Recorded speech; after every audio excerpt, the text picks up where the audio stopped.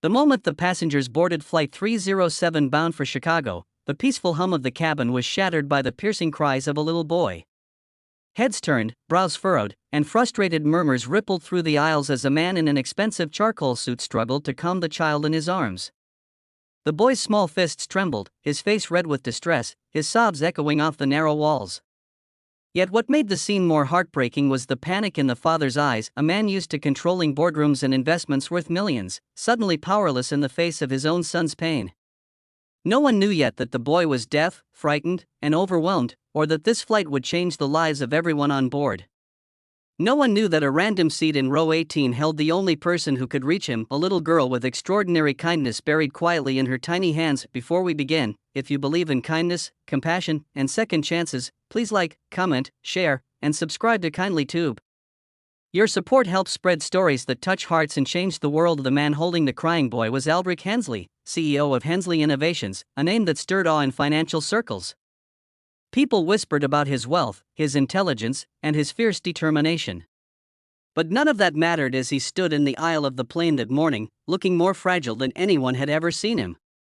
His son, 5-year-old Kian, had been born deaf, and although Aldrich loved him deeply, he often felt clumsy and inadequate at expressing that love in ways the boy could fully understand. The flight attendants offered sympathetic smiles while trying to settle passengers, but the crying only grew louder, causing people to sigh and shift uncomfortably. Aldrich tried tapping gently on Kian's shoulder, tried holding him close, tried pointing to the bright morning clouds outside the window, but nothing soothed the little boy. The more Aldrich panicked, the harder Kian cried, as though he could sense his father's desperation. As more passengers turned to stare, Aldrich felt a familiar ache rise in his chest, the same ache that came late at night when he wondered if he was failing his son. He had money, power, and influence, but none of it helped him communicate with the little boy nestled against him, lost in his own silent world. His late wife, Amira, had been the bridge between them, the one who learned sign language first, the one who soothed Kian during his episodes of anxiety. But since her passing 2 years earlier, Aldrich had been stumbling his way through fatherhood, trying to be both mother and father, trying to hold together a world that had cracked the moment she left. Standing there on the plane with judgmental eyes fixed on him, he felt the weight of failure pressing harder than ever. The flight attendants finally encouraged him to take his seat, but Aldrich felt paralyzed. The soundless fear in Kian's watery eyes tightened something deep inside him. The boy clung to his father's shirt, trembling, overwhelmed by the vibrations of the engine, the movement of strangers, and the unfamiliar routine of air travel. When Aldrich finally lowered himself into seat 7A, he could feel the tension radiating from nearby passengers. Some shook their heads, others whispered complaints, and a few covered their ears dramatically. Aldrich leaned his forehead against Kian's, hoping his presence alone would offer comfort, but the child's breathing continued to come in broken sobs. Almost 15 rows back, in seat 18C, sat a soft-faced girl named Seraphine Donsley, barely 8 years old, her hair tied loosely with a blue ribbon her mother had woven that morning. Seraphine was the sort of child who noticed everything, the way the light bounced on dust particles, the way people breathed differently when they were sad, and the way little sounds carried big emotions. She wasn't wealthy, nor was she extraordinary in the eyes of the world, but she had one rare quality: she understood silence, not because she lived in it, but because she learned it for someone she loved. Her older cousin, Mira, had been deaf since birth, and Seraphine had grown up using sign language as naturally as breathing. When she heard, or rather sensed, the emotional turbulence from the front of the plane, she turned toward it instinctively. Her mother, Livia, placed a gentle hand on her shoulder to keep her seated, reminding her that the plane hadn't taken off yet. But Seraphine's eyes were fixed on the sight of the distressed boy and the exhausted father. Her heart tightened as she watched Kian struggle. She could tell his cries were not ordinary, they were cries of confusion, of someone trapped in a world shifting too fast. And she could tell the father wasn't uncaring, he was overwhelmed, grieving something deeper than the moment itself. Meanwhile, Aldrich's thoughts spiraled, and the whispers around him felt like daggers. Some passengers muttered about how a millionaire should at least be able to control his own child. Others said he should have stayed home if the boy wasn't ready to travel. The hurtful comments stung, not because of who he was, but because they echoed the doubts he already battled daily. He blinked back the burn in his eyes, holding Kian tighter, silently wishing for just one moment of peace for his child. As the flight attendant prepared the cabin for takeoff, Seraphine suddenly unbuckled her seatbelt.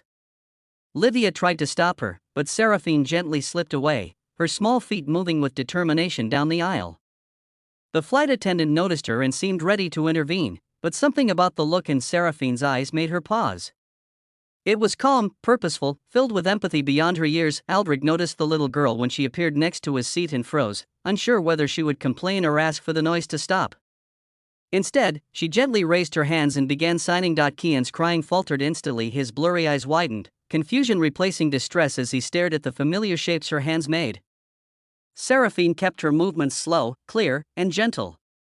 She signed simple, comforting messages that he was safe, that she understood, that the world around him wasn't trying to scare him. She signed that flying was like floating on a soft cloud. She signed that her name was Seraphine, and she was happy to meet him. Slowly, Kian's breathing steadied, his cries softened into quiet whimpers, and then, miraculously, into complete silence. The entire cabin went still. Passengers who had been annoyed moments earlier now watched in disbelief as the little boy who had been inconsolable just seconds before calmed under the soft choreography of a child's hands. Aldrich stared too, completely stunned. He didn't understand sign language yet, though he had been trying to learn. But he understood the impact those movements had on his son. Kian's tiny fingers reached toward Seraphine hesitantly, then mimicked a simple sign she made. A soft smile spread across his tear-stained face, the first genuine smile Aldrich had seen that day. For the first time on that flight, Aldrich felt his throat tighten not from stress, but from overwhelming gratitude. He whispered a broken thank you, even though Seraphine couldn't hear it over the ambient noise. Her mother, watching from down the aisle, looked both proud and emotional, and soon approached to apologize for her daughter wandering. But Aldrich shook his head quickly, insisting that Seraphine had just done something he could never repay. As the plane ascended into the bright daylight sky, Kian grew fascinated by the moving clouds outside the window, keeping one hand on his father and one eye on Seraphine, who stayed beside him with permission from the flight attendant. She taught him a few playful signs, simple ones that made him giggle. The passengers around them softened, some smiling as their earlier irritation dissolved. A mother offered snacks, a businessman put away his laptop to watch the touching interaction, and an elderly woman wiped tears from her cheeks, whispering that she had never seen something so pure. As the hours passed, Aldrich felt a shift within himself. Watching Kian interact so freely with Seraphine made him realize how much his son had been trying to communicate all along and how deeply Aldrich had been missing the signs. He had let grief build walls around him, believing he had to handle everything alone, believing he had to be strong at all costs. But strength, he realized, wasn't about doing everything yourself. It was about opening your heart, learning, growing, and letting others help you understand the ones you love. The flight neared its landing, and Kian was now resting peacefully, his head on Aldrich's lap, his little fingers loosely curled around Seraphine's ribbon. Aldrich gently placed a hand on his son's hair and looked at Seraphine with an expression so full of gratitude that words could never capture it. Her mother smiled warmly, explaining quietly that Seraphine had learned sign language for her cousin, not out of obligation, but out of love. The plane touched down, and people began gathering their belongings. Many passengers stopped to tell Seraphine how amazing she was, some even thanking Aldrich for the touching moment his family had unknowingly shared with them. Aldrich felt humbled, emotional, and strangely uplifted by the kindness unfolding around him. When they finally prepared to leave, Seraphine signed goodbye to Kian, who responded with a shy but enthusiastic attempt to mimic her signs. Aldrich crouched slightly, holding Kian close, and promised Seraphine's mother he would cherish this moment forever. What Aldrich didn't expect was how deeply this encounter would transform their lives afterward. When he returned home, he enrolled himself in intensive sign language classes. He rearranged his war